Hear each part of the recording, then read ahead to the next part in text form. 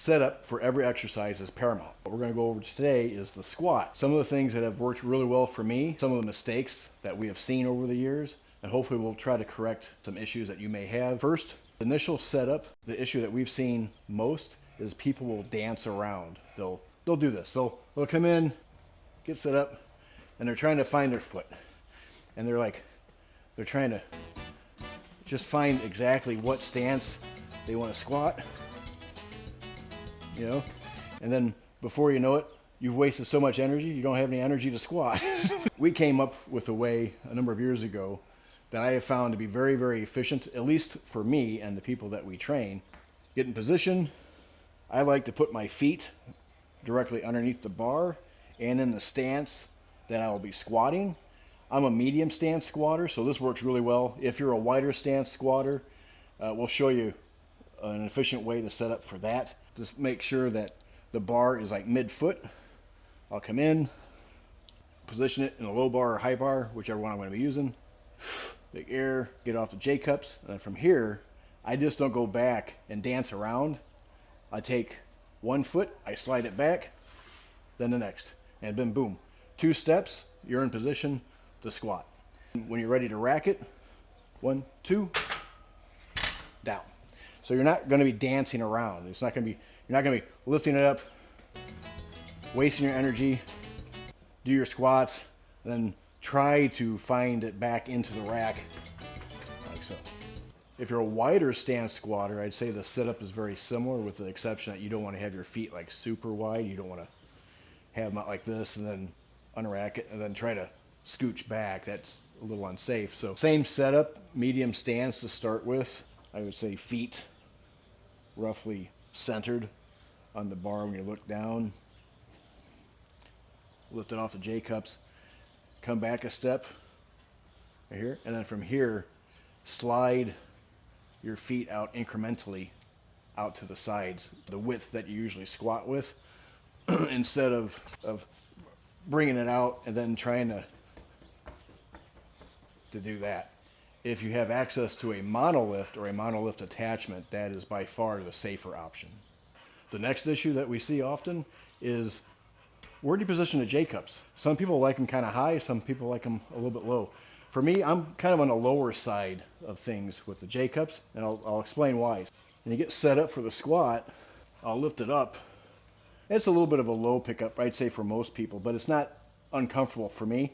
So I got like 3-4 inches clearance between the J-cup. So you know, if you have a few hundred pounds in your back, you're gonna compress. So by the time you get done with your set, you go back, you might be like barely getting it onto the J-cups. So that's one of the main reasons why I like to go a little bit low. And I'll show you some of the issues with a little bit of high and a little bit too low here. We set the J-cups up a little higher, where I see some people try to squat, and you can. You know, this is the height that if I was squatting, I could probably clear it when I come out, but due to spinal compression, I would have a dickens of a time trying to re-rack it. So I would come in, and I kind of like the low bar position.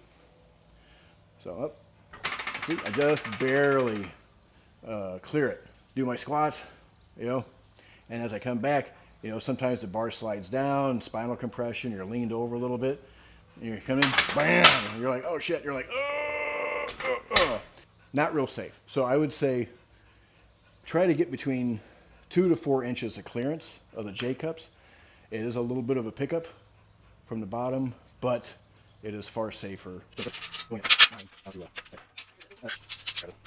The other extreme case is the J-cups being too low. I don't see this as often because people are generally lazy and they don't want to do as much. But ever so often, I'll come across this in a gym or something like that where the J-cups are kind of low because they don't want to adjust them or whatnot. You get set up here, and what happens is it's almost like a pin squat, like a bottom position pin squat. Get in, no problem. Come back, do your set of squats. You're already fatigued. You're not going to hit the J-cups. You're not even come close to it. But you come in, and you're like, oh Christ, you know, you kind of try to find them. A little bit dangerous. So there is a sweet spot. Experiment with it, see what works best for you. The third issue that we see with squatting mostly is the safeties. Some people don't even use safeties. Well, they're there for a reason, just saying. Or they're there and you'll see this. You'll see people come out and they'll squat outside of the safeties. Okay, well, that's just being a moron. Don't do that. They're there for a reason. But safety height is another issue that we see. So generally speaking, depending on how deep you squat, I would say, like, here's my hip height right here. I kind of like to set up the safeties a little bit lower than hip height, maybe even a little bit lower than this, not too much lower. So if I'm doing a pause squat, I get deep into the hole. When I have the bar on my back, I am just above the safety. So if I need to bail, I can just basically lean forward a little bit or down, and it rests on the safeties. If the safeties are too high and you go to squat, you'll hit the safeties. It'll throw your whole rhythm off. If they're too low, well, you've seen enough fail army videos to know what happens with that. So I would say hip height to slightly below, depending upon how deep you squat. The last thing we'll discuss is footwear. This is a mistake that we see often with lifters. So sometimes, like today, I consider it lazy lifting. I'm in my walkabout shoes. These are really soft sole shoes. I would never even consider squatting in these. However, these are the wife's shoes. These are really pretty. These are Olympic lifters. These work excellent for squats. So why would you even consider something like this? Well, what happens is sometimes when you're squatting, we had this issue with a few people in the past. They'll squat and it's called butt wink. It's like when your pelvis kind of goes forward when you're squatting. You're kind of like, ugh, like this. So what usually happens is one of the main issues is you have tight ankle flexion. So by raising the heel up a little bit, right here, this is like what, maybe 3/4 of an inch? Just by raising it up just a smidge, it alleviates that issue. And you can actually squat deeper and safer and have more mobility. Well, these shoes are not meant for walking. These shoes are meant for lifting. So very hard-soled shoes.